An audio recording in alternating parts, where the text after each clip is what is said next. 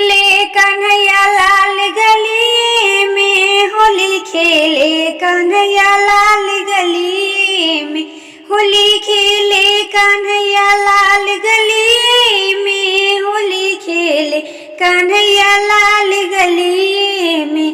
भूखा लगी यार हमरा से कहना, भूखा लगी यार हमरा से कहना, पूरी मिठाई बगली में होली खेले, कन्हैया लाल गली में होली खेले, कन्हैया लाल गली में होली खेले, कन्हैया लाल गली में।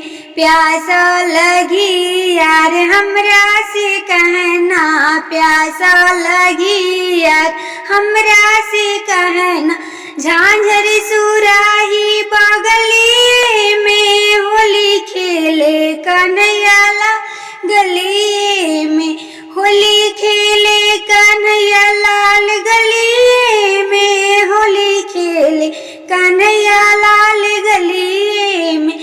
निंदा लगी यार हमरा से कहना, निंदा लगी यार हमरा से कहना, या बगली में होली खेले, कन्हैया लाल गली में होली खेले, कन्हैया लाल गली में होली खेले, कन्हैया लाल गली में। अगर मेरा गीत अच्छा लगे तो लाइक कीजिएगा, सब्सक्राइब कीजिएगा, कमेंट भी कीजिएगा, शेयर भी कीजिएगा।